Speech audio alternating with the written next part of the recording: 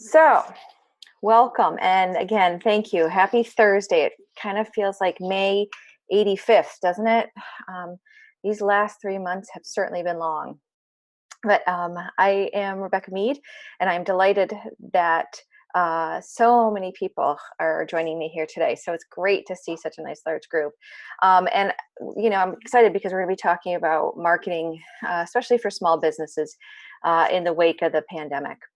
So much of what we're going to talk about today is really related to marketing in general. So regardless of what's going on in the world, we can certainly take something away from today, and I hope that you do. I'm going to do my very, very best not to use the words unprecedented or pivot today. So if you do hear me say those, raise your hand, catch me, because I am really kind of sick of those two words. I think they've been slightly overused in the last few months. So structured today's talk just to be about 20-25 minutes of presentation, and then I'd like to open it up to questions and have a discussion. And I can invite you to come up on screen with me too, or ask your question verbally if you choose. So I am flying a little solo today. I don't have help with the question and answer. So if I don't get to your question right away, please note that I will, and I'll be checking as we go through the course of the presentation today. We are going to be recording this. It is recorded. I will send out the recording as well as the slides later this afternoon, and appreciate it if you want to pass those on, revisit the presentation, or transfer your notes or whatever to that. Feel free to use it. I'm happy to share. We're talking what? Plan B, Plan C, D, and E. Some of us are down probably to Plan M at this moment, but it certainly has been challenging times, especially for small business, especially for business that's not deemed essential. And so as we look to how to communicate now with our clients and customers and prospects, as well as looking down the road, 30 days, 90 days, what's going to come at us? How are we going to adapt to that? So that's what we're going to talk about today. So I'd like to quickly introduce myself to those who don't know me. I am Rebecca Mead. I'm the principal of INQ Creative and Consulting, and we're in Chester, Connecticut. Now, INQ is an interesting story of what happens when a pandemic does come to town. Back in 2013, I began my own solo business as Rebecca Mead Communications, and provided marketing, consulting, and creative services to startups, small businesses, and nonprofits here in Connecticut, across the country, and was fortunate to work with clients in other countries as well.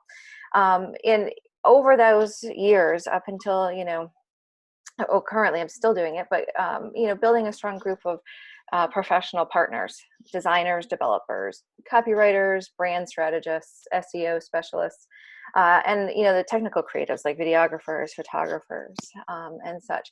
And as we grew, our clients did too, but I felt like the name of the firm was holding us back a little bit, just in perception. So I made the business decision to rebrand, bring others into the fold. I hired a few folks to work directly with me, and then partner with other professionals. And of course, just as we were about to announce the new brand, we were aiming for an April 1st launch. COVID-19 came a calling, and we, along with our clients, were kind of thrown into this, quarantine chaos, with our focus really being on health and safety. And of course, everything that came with the domino effect of the shutdown and the quarantine. And so it was not a good time to rebrand, obviously. And so while the organizational structure was set, we had everybody in place. We had not launched our marketing and decided to kind of hold that for a while. And so if you did visit the website, I apologize for that coming soon page. It has been there far too long. And now that we're starting to see some brightness toward the end of the tunnel, we're going to be reconsidering how we're going to launch that. So long story short, INQ Creative and Consulting does work with small business, and we define small business as really the solo entrepreneur all the way to maybe 10 to 12 employees, nonprofit organizations, and then the startups, phase 2 startups, folks that are on their way to marketing and putting their everything into the market, getting out there, starting to do the sales and processing aspect. So we work with them to build strong brands visually and verbally and written, strong communication strategies and strong websites that do drive growth for the organization, and growth being the operative word. So perhaps most importantly, though, I did want to give a big shout out to the Middlesex Chamber of Commerce and the MEWS Plus for hosting the webinar. The Chamber team is doing a Herculean job of helping Middlesex businesses and the community survive through these times. And they deserve a great deal of gratitude for all their work. So please help me in thanking them. And so the goal for today's webinar is to provide you with an overview of the 6 core approaches that we are taking. And when I say we, I mean the INC team and our clientele, to stay connected to existing customers and clients, whether you're in a service-based business or in a product-based business, attract new customers, because obviously new sales are important, and then also to maintain the relationships you have with partners and collaborators, so that your business can stay financially healthy, which is important. Obviously, money is the driver of all business, isn't it? So we have to stay financially healthy. So I thought we would just kick things off. Our 6 key approaches are pretty simple, but they really do define everything of what we do and how we advise our clients to do it. So if you're worried about whether it's okay to market your business or sell your offers right now, that's completely understandable. We're all in this unknown. And since this shutdown, I've been watching the conversations on social media, via email, participating in webinars, talking to industry influencers and experts, and also been fielding a lot of questions from clients myself. And I don't pretend to have all the answers. I just hope that I'm giving you some helpful advice here. Certainly don't have a quick fix to what's going on in terms of business, but I wanted to share how we are approaching things and giving our clients advice to do the same. So, the first thing is to generously, can't say that today, be of service. Show up with a singular goal of helping people. Trust that the service that you are doing builds the connection to make it hard to fail in the long term. I did not say that being of service makes it easy to succeed, or that your acts of service will make people automatically want to buy from you. It's a rather subtle distinction, but I think it's rather important to make. It's about the core of who you are and your mission. The second one is to really, forget most of the persuasion techniques that we use within marketing and sales. This is definitely not the time to use the rule of reciprocity, any kind of leaning or force or urgency, or of course stoking that fear of scarcity. We believe here that it's actually time to throw all of those approaches out for good in general. I think that COVID really made a huge shift for us in terms of how we perceive value and help and support. And so when you're looking to, whether you're buying, from your local restaurant, or you're choosing to buy consultancy services, I think we're starting to really see, how do these people step up in this time, and how do they support their staff, their community? So it's really time to get rid of all of that. So our third one is to really be direct.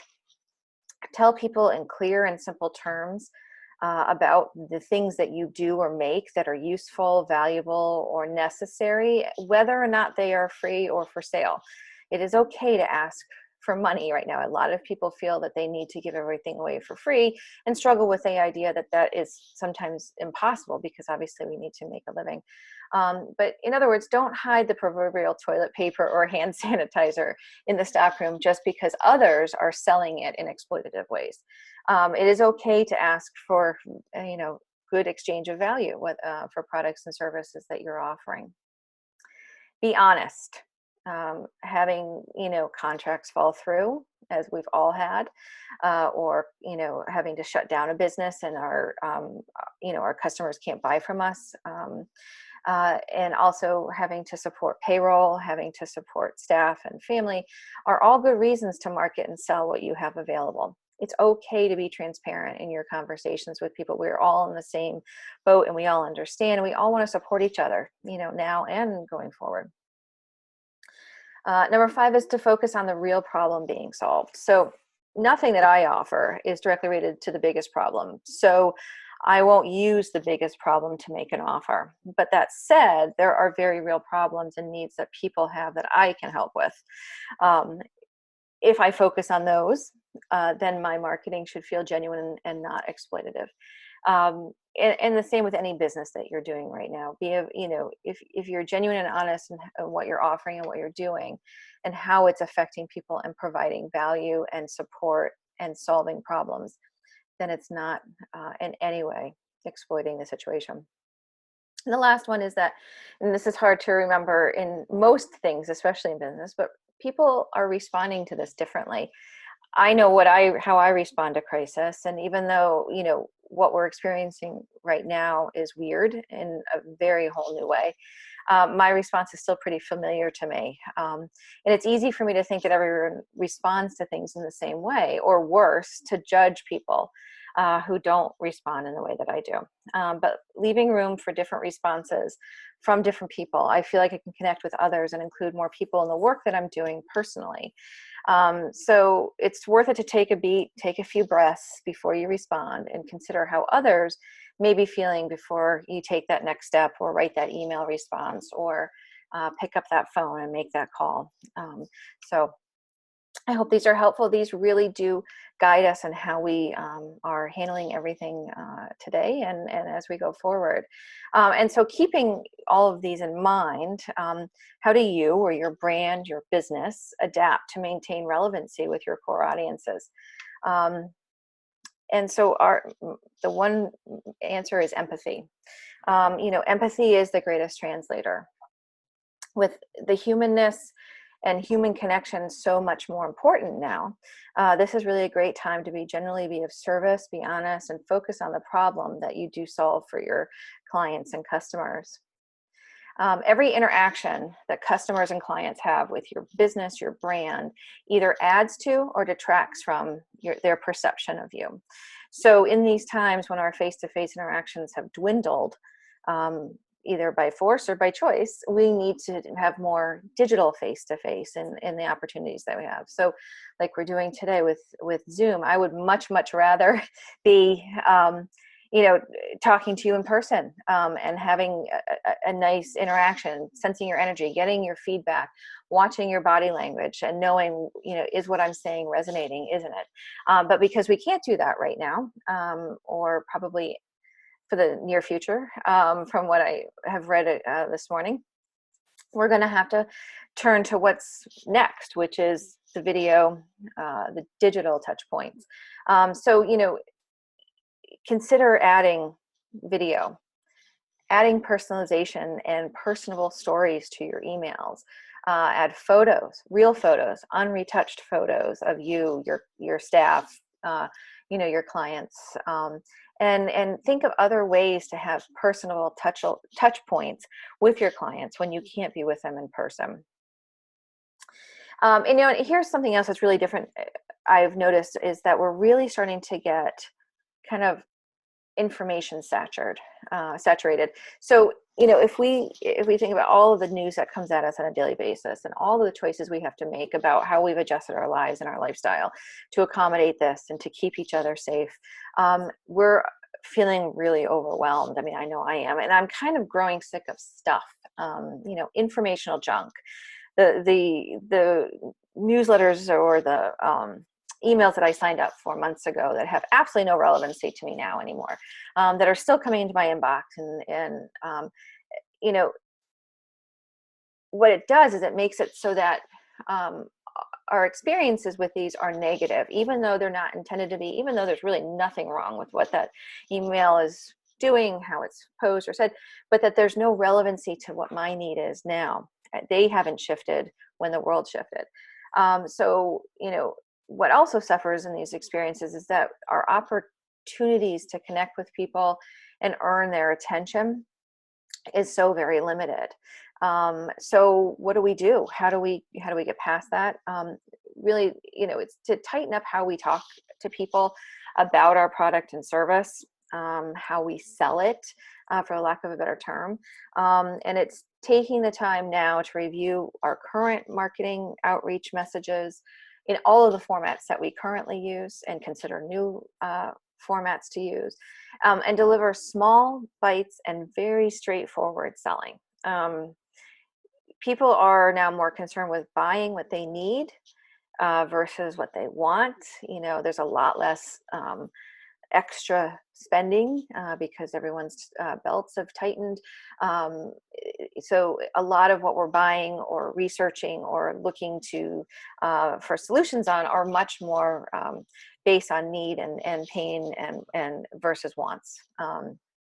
So they need it. You need to make that experience simple and clean and easy for people, and small bites, because of our attention fragmented lifestyle now, is so much more important. So when we talk about ways to reach our audiences, whether they're existing or potential and new, or slightly different than we had before, because we're operating maybe differently. We're offering our services in a different manner because of having to be quarantined, or the restrictions on in-person meetings. Still the best and most effective way to reach people is in email.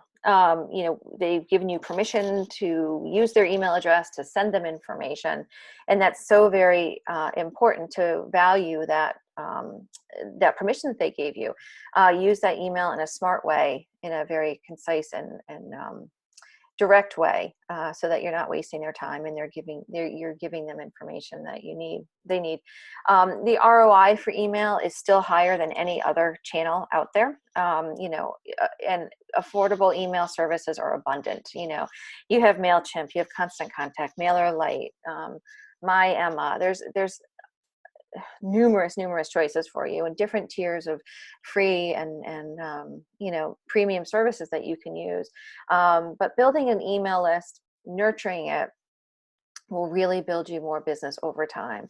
You'll get some short, quick win hits now, but it's really about building up that narrative and that conversation with your subscribers to continue to get them to engage with you. So learn how to make it really brief, very personable, very human, very pertinent to who you are, what you offer, and what their needs are. And then use it to distribute that video, audio, written stories about the people you serve, and tell a story about the work you do to support your customers and clients. And so email will be much more successful in that manner. Social media obviously is a very effective way to connect with audiences, especially existing audiences. But that landscape is noisy. It has been for a very long time. There's multiple channels. There's different ways of using them. There's different audiences per channel. So it really takes a lot of finesse to kind of really understand what you're putting out there, how it's working, and is it resonating with people. Just watching your follower numbers isn't really going to tell you. Are people engaging with the information? Are they clicking through to your website or landing page in order to get that to dig further to your offer? If you advertise on Facebook, the average conversion rate for a Facebook ad is 9.2%, which is not horrible. It's almost 10%. So that's a pretty nice conversion rate for the fees that you're paying. But Instagram, which is considered the new hot one on the block in terms of mass marketing, is still converting at a much lower of 1.8% rate. So that takes a lot more finesse, a lot more time and energy and effort into that, and sometimes investment in order to make that work for you. But really when you peel back and stop talking even about that technology, but understanding where your audiences are interacting and where they're consuming information, it's really the right first step to find the platforms for your audiences.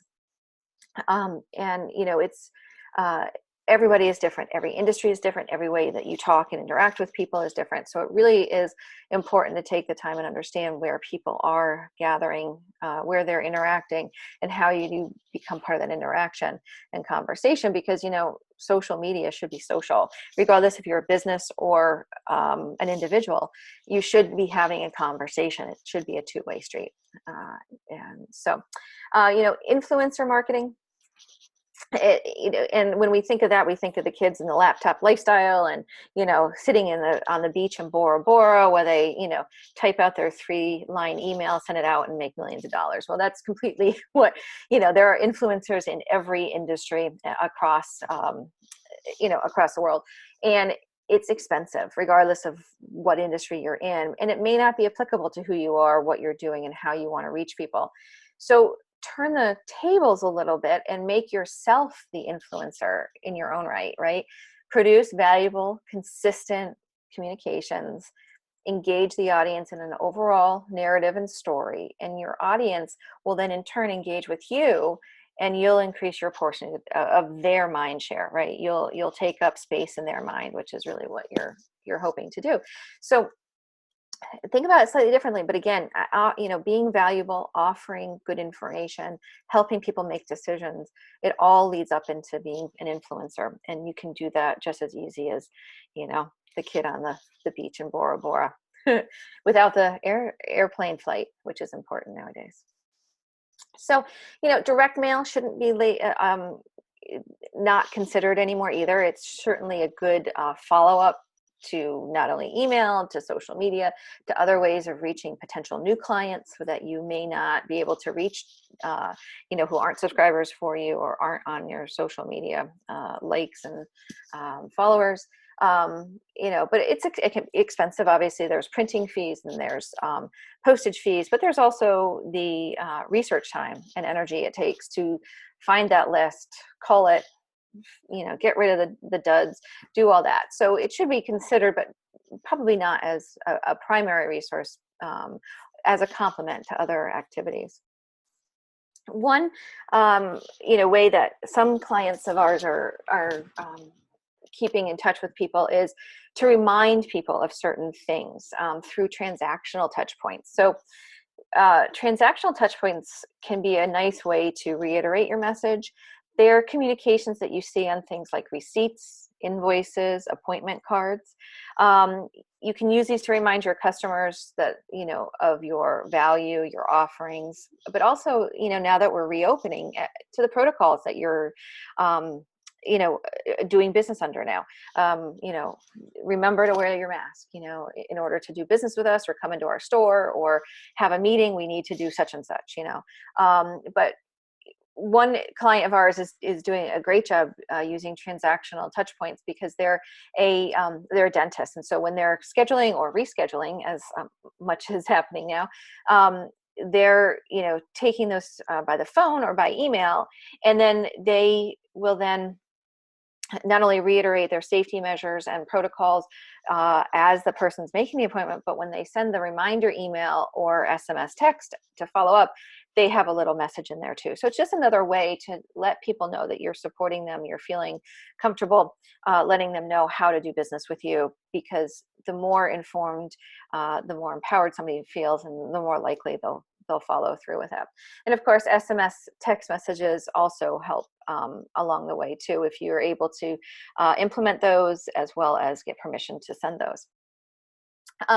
Customer service should not be disregarded as a marketing touch point, because whenever somebody connects with a client or a prospect, whether it's on the phone or via email or via text or however we're doing it today, live chats, make sure that everybody speaks the same message and that your message is considered consistent no matter who delivers it.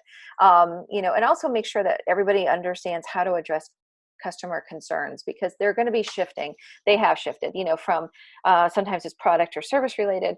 Now it's more about, how do I do this? Or what are your hours? Or what is your protocol process for this? Our local vet down the street here in Killingworth does a great job about sending out reminders to people whenever via email, but also when you call to make an appointment, they'll say, okay, this is how we're doing it. And every receptionist that I've spoken to, and we have 3 dogs, so unfortunately I visited the vet recently, they have, it's the same process, and you're getting the same information. So consistency is key, because we're getting a million messages a day. And also, of course, don't forget your website. Of course, your website is really a number one place where people go to find information about you. It's a great way for people to be learning new information. You need to be intentional and strategic about every element that's on your website, and adjust it, make it a living, breathing thing for you. So those are, the main platforms to choose. I always think about how they relate to your business, how they relate to how much time you have to spend, because some obviously are very low cost in order to implement, but the cost comes in with your time and energy. So that's obviously another consideration to make and to budget for.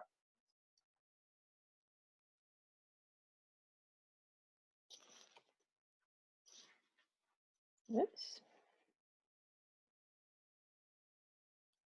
All right. Well, technical glitch. I don't use PowerPoint often, so I have to apologize. So what do you do now then, right? I would say first and foremost, really audit the heck out of your communications. If you don't have a plan that includes frequent, consistent outreach, make one. Take the time, plan it out, think 30 days, 60 days, 90 days out, and be flexible in how you make a plan.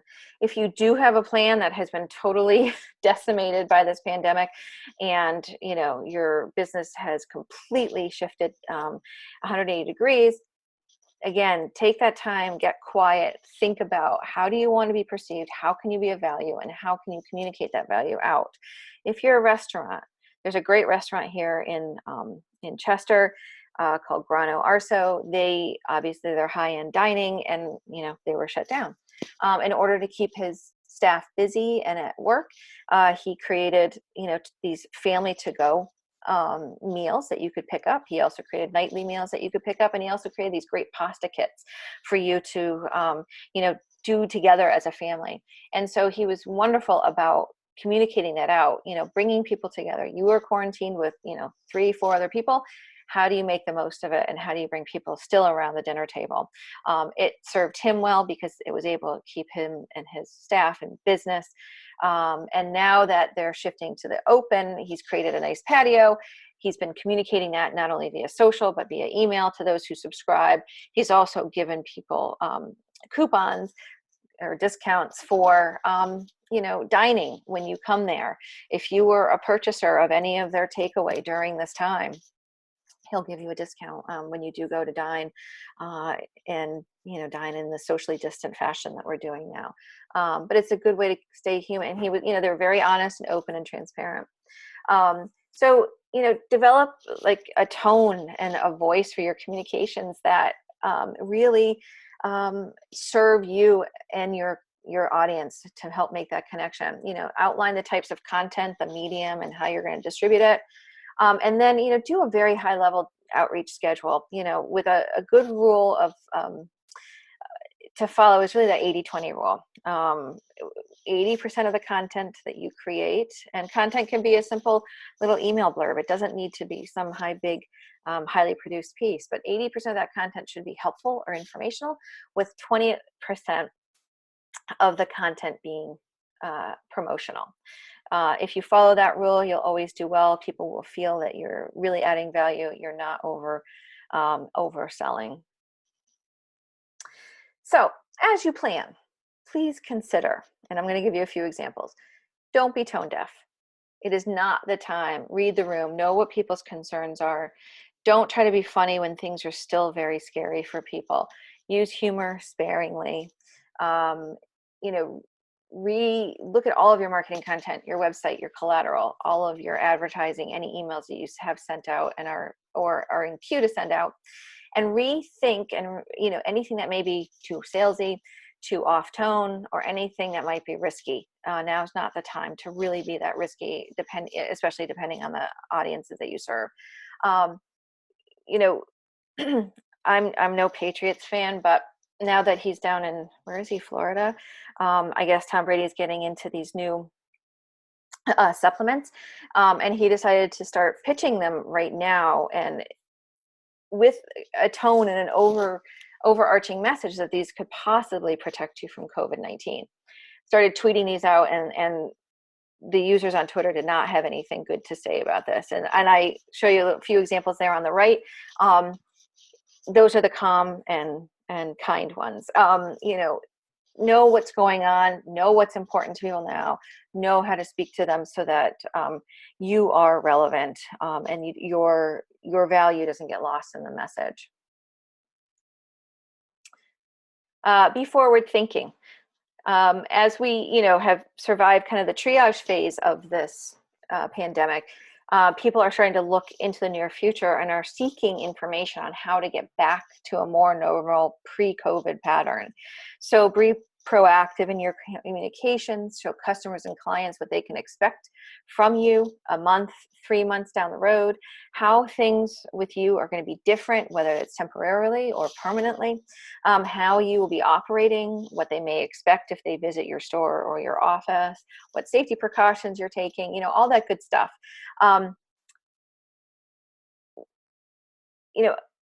Help them understand how you are accommodating this new way of operating and accommodating them and including them in your considerations. Another great thing, and we do it a lot, and I think sometimes our clients may get a little overwhelmed by it, but ask. Survey your clients, your prospects, your past clients, and ask them what they want from you. What information can you provide to help keep you front of mind, but also to help provide value and to be helpful and to be supportive. Because the more you think and position yourself as a helper, the more present you'll be in their mind. And of course, when it's time to make that purchase or an investment or engage with you and in how you work, you will be front of mind and they will turn to you. Also in alignment with that, demonstrate your care and support for your audiences. You may have one audience, you may have 4 audiences. Really understand how you can help them demonstrate care and support all the way along the value change in the purchase process. Consider how their life has changed, what you can do to make the smallest bit just easier for your customer. Up in Litchfield Distillery makes spirits, bourbon being one of them that is quite delicious if you haven't tried it. And when this all hit, they quickly shifted to making hand sanitizer, and they did it with the existing materials that they had in stock, but they also did it free of charge for first responders, for nonprofit organizations, and for charitable organizations. And there you go. It's a huge shift for them. Obviously, it's not going to be money making, but it brought people to know of them who may not already have known of them, and it added value to the community. AT&T suspended data caps for internet customers to help because they know everyone was working from home and schooling from home. So they that was one helpful way, and obviously it builds goodwill, and it makes it just a little bit easier for your customer. Guinness created a fund for their bartenders, and huge. I mean, that's the bartenders are the first person using their product, and their main point of contact. So really important to support them. If they're healthy, obviously they'll continue to serve more Guinness. Be inspiring. So right now people are really unsure, they're fearful, we're operating with anxiety, our minds are pulled in 1,000 directions. So offering hope, whether you're selling or not, but just being you through an inspirational story is really a smart way to connect with people. Again, Guinness, and I swear this had nothing to do with alcohol, though I have a lot of alcohol-related examples, but Guinness, did a great video where they pulled together a bunch of people via Zoom. They created a video out of it, called "No More Toasting. We Will Toast Again." They brought people together to toast together, and it's really well done. It's on YouTube, and I'll send you the link afterwards. It's fun to watch. But again, it's inspirational. It's uplifting. It says we're going to get through this together. We're going to be together. And when this happens, you're being associated with the brand, and the brand is being supportive and inspiring. And it's a great time to deepen your relationships too. Reach out to your past clients, reach out to your customers, like I said. Take the time to listen and understand what they're going through, what they're foreseeing down the road. Reach out to people who could possibly be good partners for you down the road, where you can have complementary products and services so that you can bring yourself to a new audience, and vice versa, where they can bring themselves to your audiences. Consider how the partnership would benefit your audience, bring more support and help. And then obviously be overt and transparent in the reasons why you're now aligned with this other organization, because goodwill, obviously with clients and partners, is the most stable currency that we do have today. And it's something that we should not undervalue. So, in general, we're presented with about 3,000 marketing messages per day. I would probably guess that it's gone up during this COVID period. But, we as humans quickly assess and determine if the message that we're receiving makes it to the next round. Like, we have a filter, an initial filter, and then if it goes to the next round, we might be more curious about that company or product or service, and then we start to dig a little bit deeper. But if you can't make it past that first round because it's too complicated, or it's hard to explain, or you're not explicitly offering value in the very, very beginning of the conversation, then you're going to be discarded, almost like junk mail that come and recycled right along with it. So in our current environment, you're not only competing against your competitors and competing against people's busy schedule and mind share, but you're also competing against the impacts that COVID has had on our daily routines, to our families, our health and our family's health and safety. And then also, that's the reason why these messages need to be incredibly tailored and on point so that you show how you're solving a need. So again, going back to this, listen. Really take the time to listen, to understand, so that you can translate that into an appropriate marketing message. Ask specific questions. And this doesn't require large budgets, but it does require your time, which is also of a high value. So, but what you'll get back tenfold. The outcomes will be much better. The understanding of your clients and customers, their needs now, their anticipated future needs, will be much stronger, and your messages will resonate. So, when this all hit, we at Inc., we're a small team. We work with a lot of partners, but we're a small core team, and we serve a lot of diverse industries. We have economic development agencies, physicians and dentists, psychotherapists, bespoke travel planners, charitable agencies and nonprofits, consultants, and each were affected differently by the pandemic. Some required a new level of service from our agency to accelerate their plans, ramping up their communications. Others needed really serious triage, like our travel agency, for quick action. We had to evaluate that damage and devise really short term, like 10, 15, 20-day plans as this all unfolded, because every day brought something new. In addition, many of our partners, our collaborators, faced their own challenges. They were parents who now had children at home, and were now teachers as well. They had to adjust to their spouses or partners working from home. And of course, we were all in that hunt for that elusive toilet paper for a good couple of months there. But we, as an agency, our capacity was to help our clients was deeply impacted by a variety of different things. So, we needed a strategy to navigate the unknown ourselves. And, with no one to really look for answers, because this was so different and new, we kind of did a quick triage and set up our own teams. We created a now team and a tomorrow team. And when I say teams, I'm really referring, because of the size of our organization, to 1 to 2 to 3 people most. And then also, scaling that up to larger organizations, I would say probably 6 to 7 people maximum if you're going to do this with your own organization. It's a good idea to have cross-functional, so people bring in different skill sets and different perspectives on this to help move you forward. But the now team, how we have it structured, meets every Monday at 8:30 a.m. via Zoom. We meet for 30 minutes max. We take a very limited look ahead. We really focus on super short term. So this week, maybe 2 weeks. And we decide, our key term is iterate. We constantly are updating and changing and adjusting and going forward, thinking forward. We look at all of our projects that we have coming up with clients. We look at marketing communication needs for our organization. This is very much focused on just us, not our clients. And we also look at the availability of all of our partners that we work with.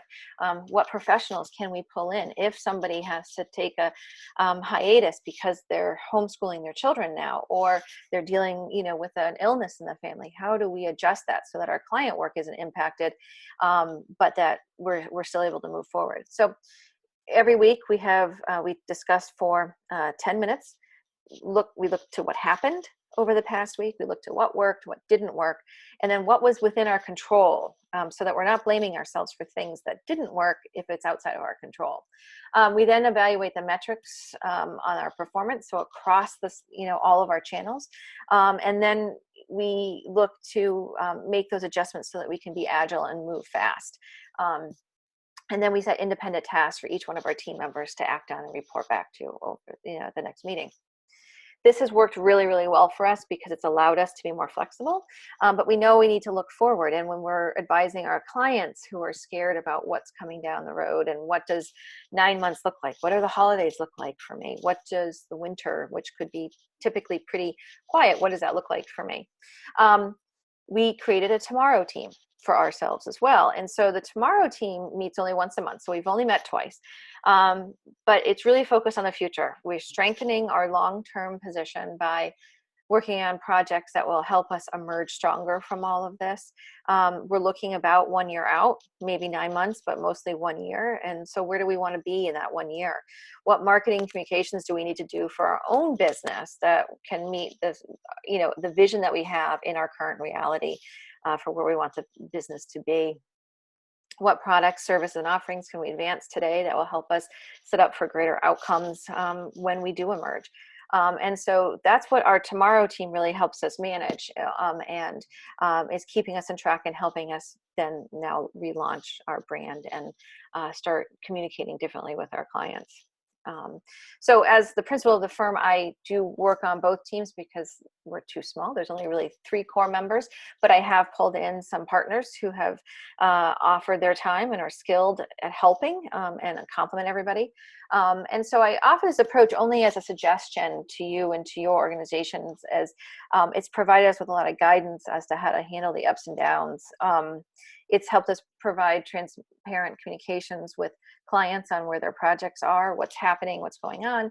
And then it also helps us to continue seeing our opportunity down the road. We can get so caught up and pulled back into the abyss of this unknown of what's coming next that it can actually, kind of disable us from moving forward or even thinking ahead. So this has helped us, and having a team approach instead of having it just one person has really helped keep us honest to each other. And so if you're a single entity and you need to do something like this, think about other partners, colleagues, collaborators, other people that could help you, do this for your own business and vet your ideas off each other.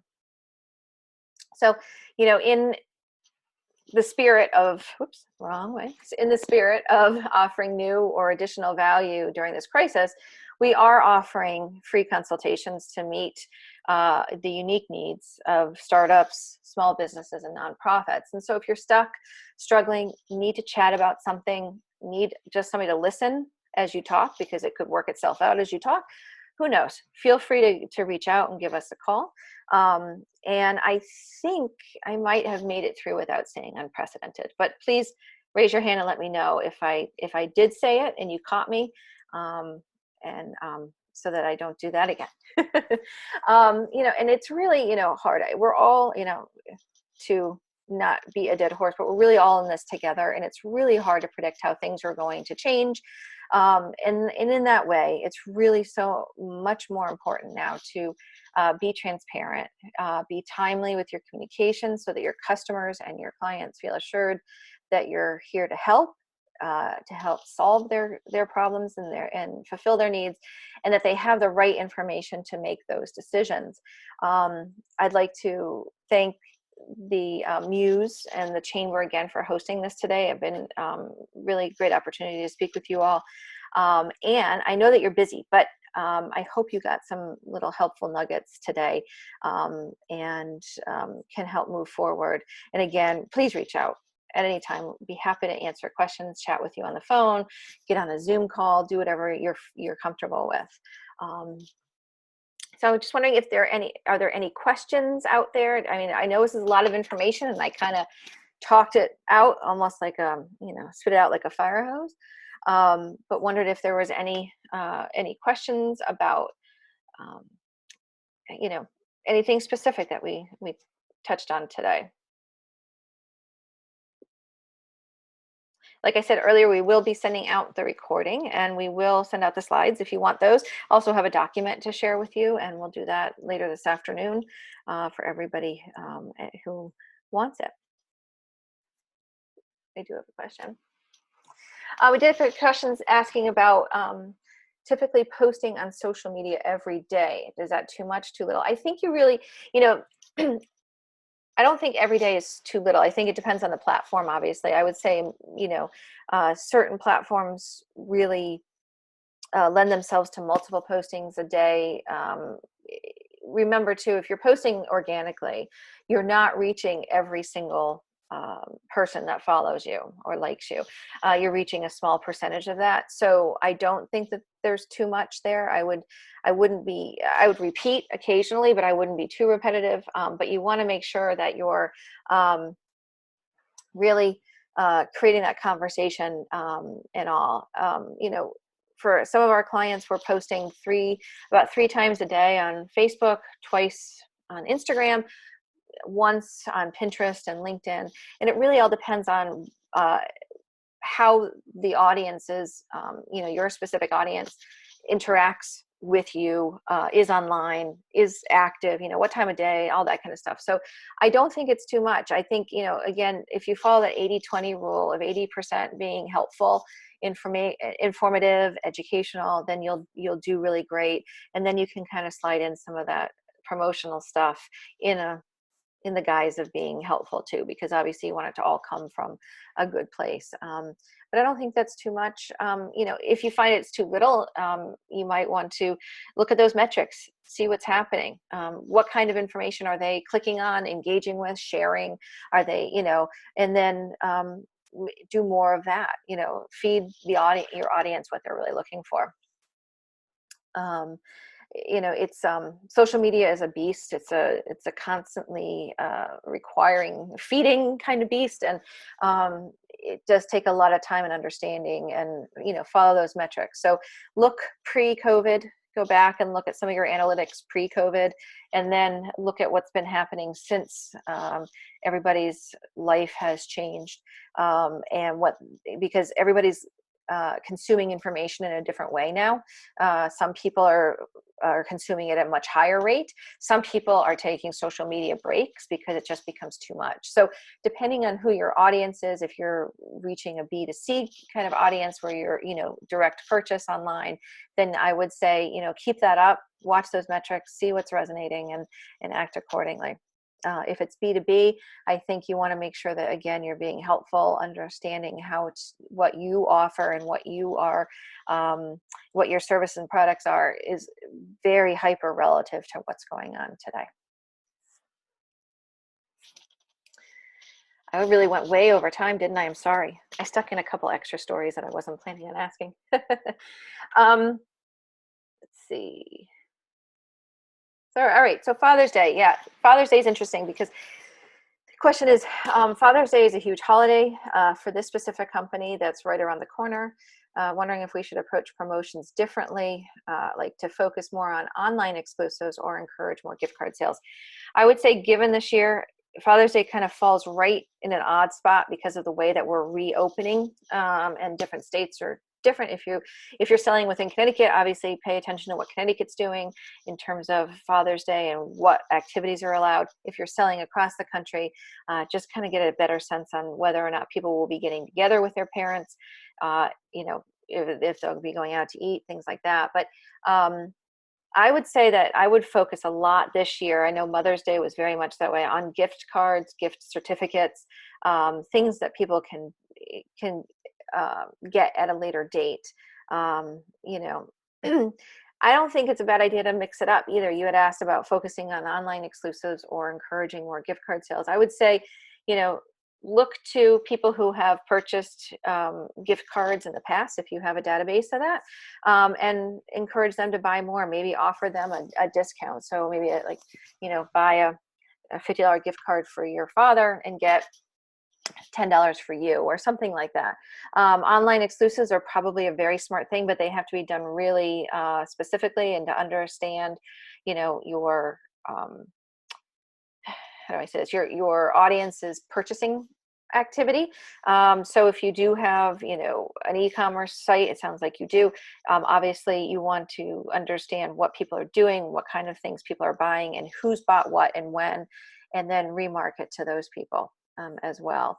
But I would say, I think gift cards are probably going to be the way to go. I just know from my experience with a few of our e-commerce clients, over Mother's Day, the gift cards were very much in demand, because digital transmission of the gift card was so important, because we weren't getting together with mom like we had been. Dad may be a little bit different, because we might, by June, when's Father's Day? 14th. By June 14th, Connecticut could be a lot more open. We could be allowed to get together. And obviously with restaurants open now, it's going to shift things a little bit more. So, I think I think gift cards are never a bad idea. But again, understanding who your customers are, what their buying habits are, and then also, if you have a CRM system, a customer relationship management system, that can show you what people's activities are, whether they're opening your emails, clicking through, and getting to a certain point in your shopping cart, is important too, to know what behaviors are.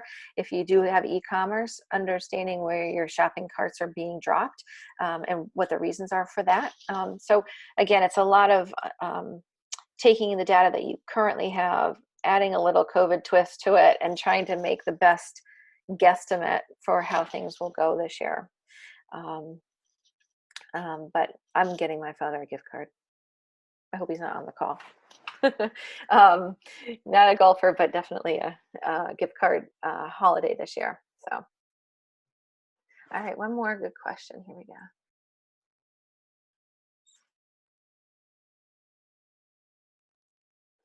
The question is, we've considered seasonal subscription boxes for our items. Again, this is a golf question, golf balls, tees, etc. Any suggestions from previous experience? I have never, to be honest, worked with a client that offers a subscription-based type of product. So it is important that I really can't tell you on that end. I'm sorry, but I would say that because of how things are going, the subscription boxes are hot and popular anyway across the board. I mean, I give a few as gifts every Christmas to people and such. So, I think that they're all. I'm going to reach out to a colleague who does have some clients who are in that arena and get back to Danielle on that question, if that's okay, because I really don't have any experience on my end on that. I'm sorry to say. Another question. How long do we talk about our COVID protocol? Okay, so, I think protocols are going to be changing as we are going through the reopening, and our, what's going to be allowed, what's not, and how everything rolls out. We don't know, as we're opening, are we going to see another flare up perhaps, and then things are going to shut down. So you have to be fluid with how you talk about your COVID protocol. I would say if you're, on your website, keep things up for, until, probably through the summer. and see how things roll out, and adjust those messages as you need to, because it is going to be changing. We had the hair salons and all of the nail and personal care salons were supposed to open, and so everyone was sending out notes about what they're doing, how they're protecting your health, and what to expect when you get to the salon. And then all of a sudden, the governor said, nope, sorry, we can't open right away on those because people aren't ready. And so they had to send out notes again to say, sorry folks, we jumped the gun, stay tuned, type of thing. I would say within your emails, maybe keep it as a footer, send a couple emails out now that talk about what your protocols are, maybe different aspects of them as you're communicating with people. But maybe, and then after that, maybe just keep it in the footer, or a little section right above your footer that just has, this is how we're supporting our, this is what to expect when you come to our store, or this is what to expect when you do business with us, and keep that maybe for a few months. But I think it's really, it's going to be one of those wait and see types of things, unfortunately, because it is such an evolving situation for us. I wish I had a crystal ball, because I'd love to be able to try to figure out how to get all the answers, so we can all move forward on this. But again, are there any other questions today? I'd like to. Yeah, so the next, thank you for that, Dennis. The next reopening guidelines are going to be on June 20th. So we have May 20th, then we're going to have June 20th. So we have a bit of time to wait. But if you are an industry that's affected by the current, reopening and are allowing people to come in and do business with you, how does that look? Keep people informed of that. I would say, if you have appointments, use those transactional opportunities, and send a little note out when you're reminding people of appointments, even if they're, consulting appointments, or not a store type of environment, but more of a place of business. Think about how you communicate that with people so they know what to expect. We all like to know what we're getting ourselves into, and don't like surprises, especially when it comes to our health and our well-being. So thank you. It is now. Wow, we really filled the whole hour. I didn't expect to, but I really appreciate the questions, and I hope that this was valuable to you. Feel free, again, you can reach me at r@inkcreative.com at any time with additional questions, or call and we can have a good chat. Look forward to talking with you. Thank you all so very much for your time. Take good care.